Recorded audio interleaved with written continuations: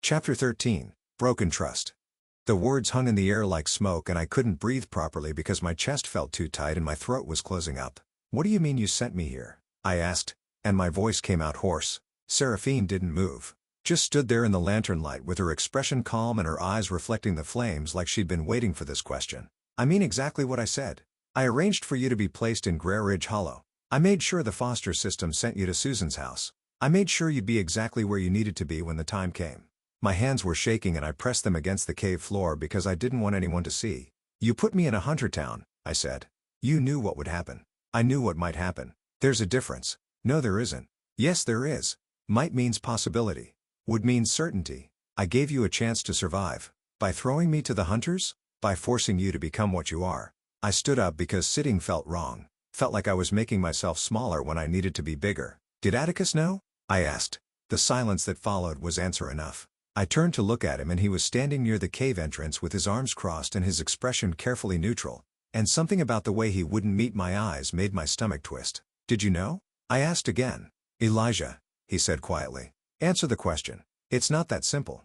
"Yes it is. Did you know she sent me here?" He was quiet for a long moment and the only sound was water dripping somewhere deeper in the cave system. "I knew someone was coming," he said finally. "I didn't know it was you specifically. I didn't know when. I just knew to watch for a new arrival who didn't fit. And when I showed up, I was told to keep an eye on you.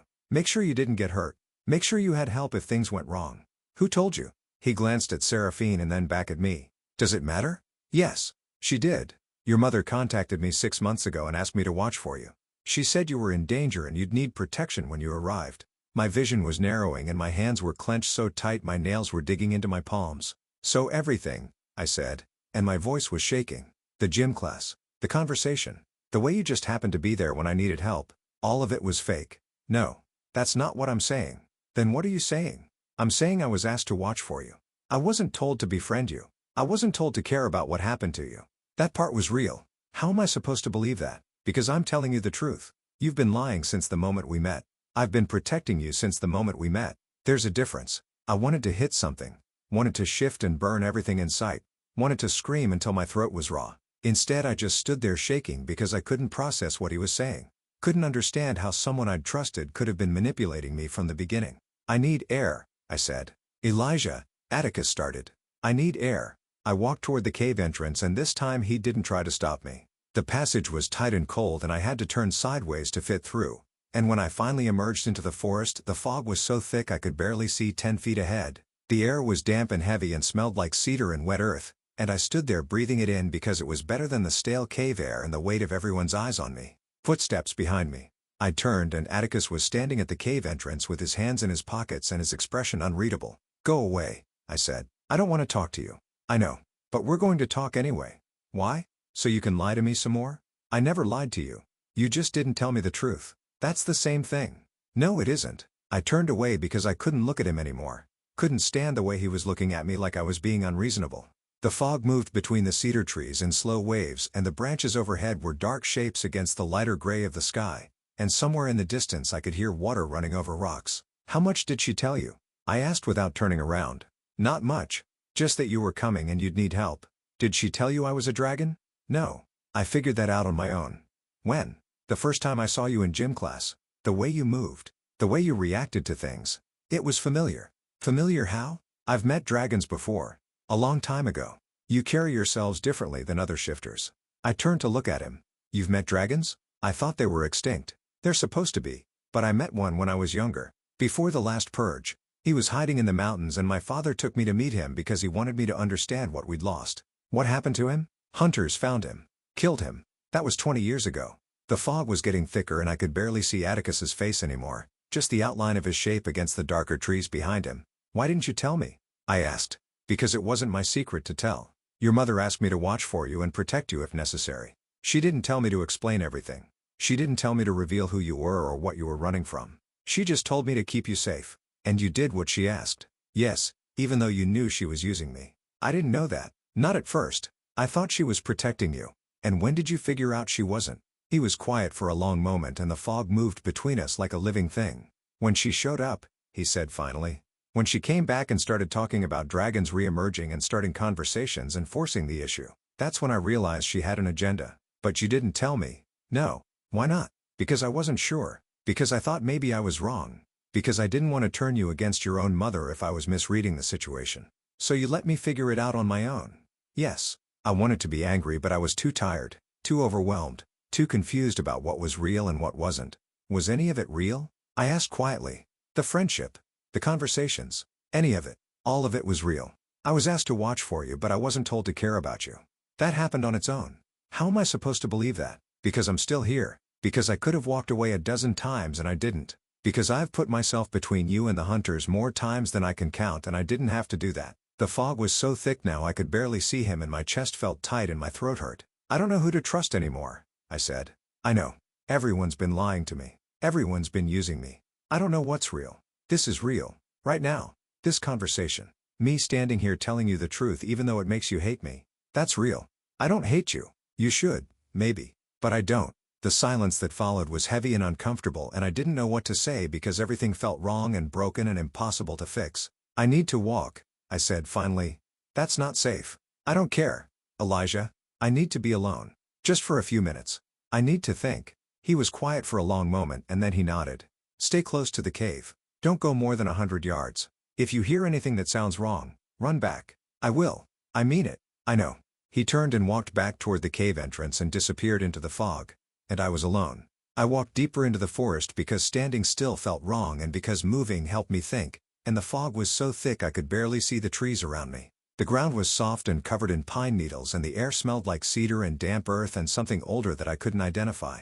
My hands were still shaking and my chest felt tight and I couldn't stop thinking about everything Seraphine had said. She'd sent me to Grey Ridge Hollow. She'd arranged for me to be placed in a hunter town. She'd known what would happen and she'd done it anyway because she wanted me to shift. Wanted me to become what I was, wanted me to start some kind of revolution or conversation or war. And Atticus had known. Maybe not everything, but enough. Enough to watch for me. Enough to protect me. Enough to keep secrets. I stopped walking because my legs felt weak and I sat down on a fallen log that was covered in moss and slowly rotting back into the forest floor. The fog moved around me in slow waves and I could hear water somewhere nearby and the distant sound of wind moving through the upper branches. I put my head in my hands and tried to breathe. Everything hurt. My chest, my throat, my head, everything. I didn't know how long I sat there, but eventually I heard footsteps and I looked up expecting to see Atticus. It wasn't Atticus. Seraphine was standing maybe 10 feet away with her arms crossed and her expression unreadable, and the fog made her look like a ghost. You shouldn't be out here alone, she said. Neither should you. I can take care of myself. So can I. Can you? I stood up because sitting felt wrong when she was standing. Felt like I was giving her some kind of advantage. What do you want? I asked. To talk. We already talked. No. I talked. You ran. There's a difference. I didn't run. I left. Same thing.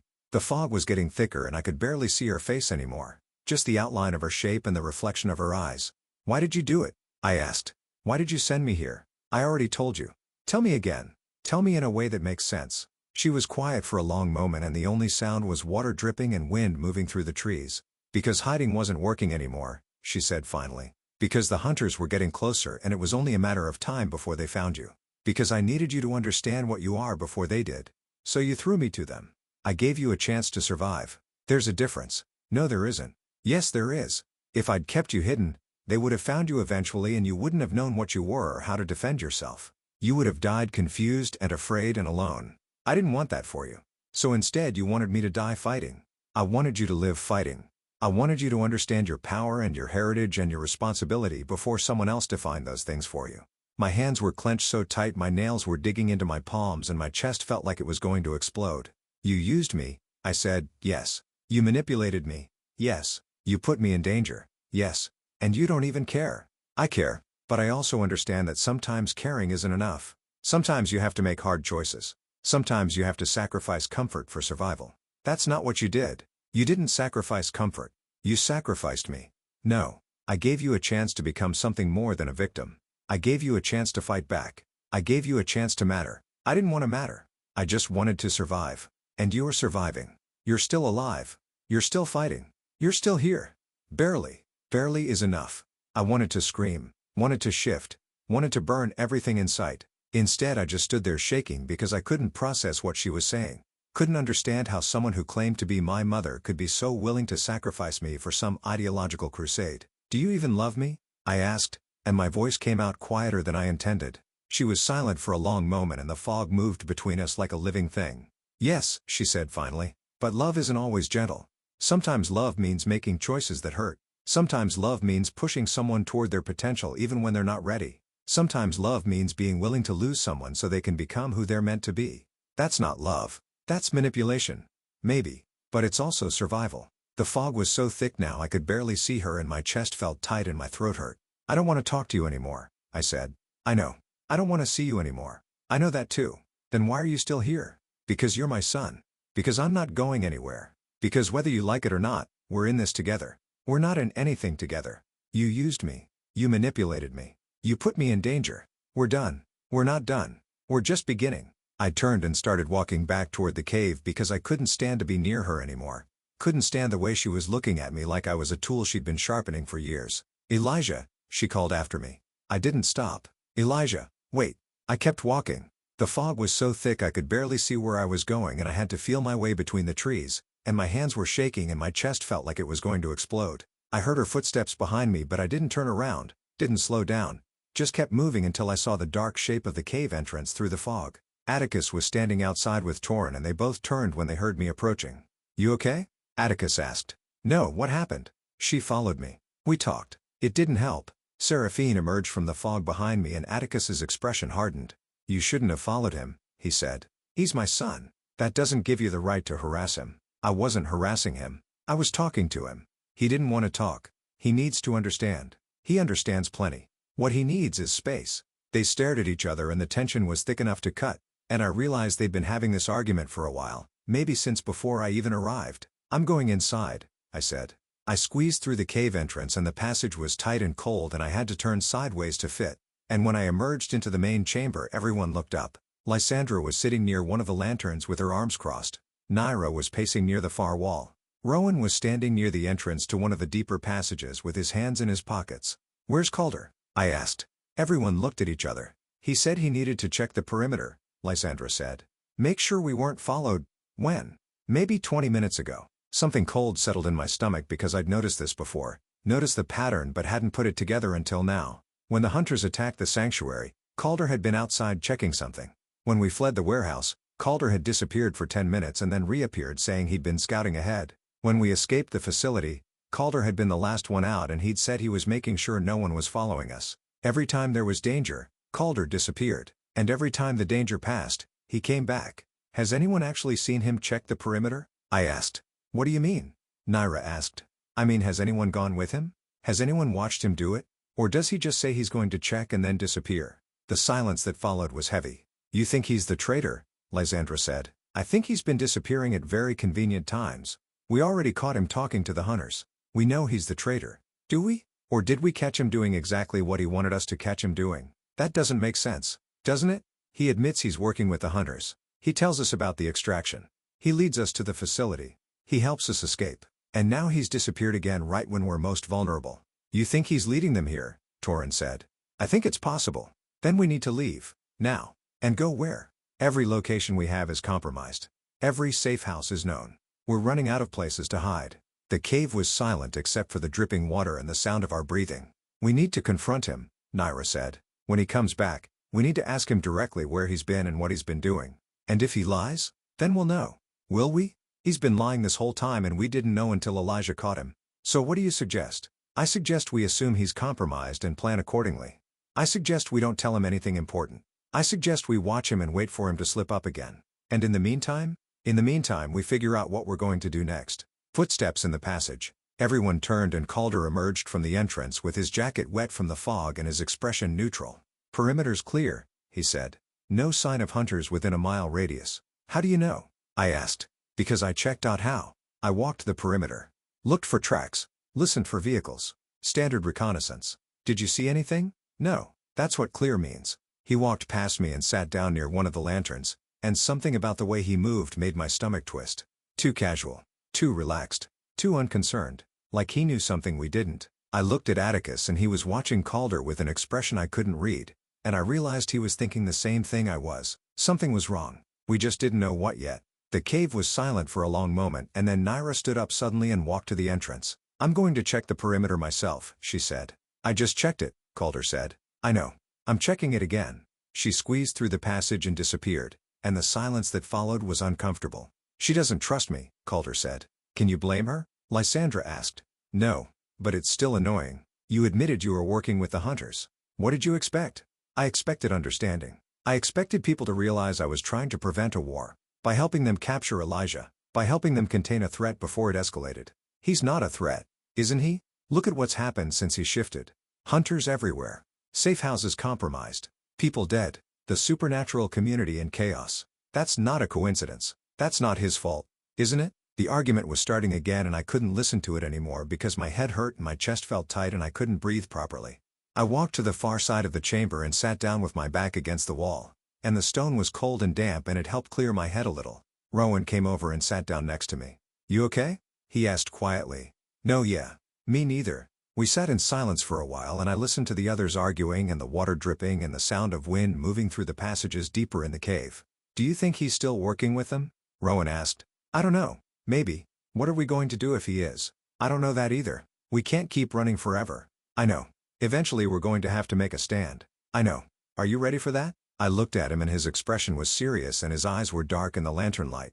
No, I said. But I don't think I have a choice. You always have a choice, do I? Because from where I'm sitting it feels like everyone else has been making my choices for me. Then maybe it's time you started making them yourself. Before I could respond, Naira burst through the cave entrance and everyone turned to look at her.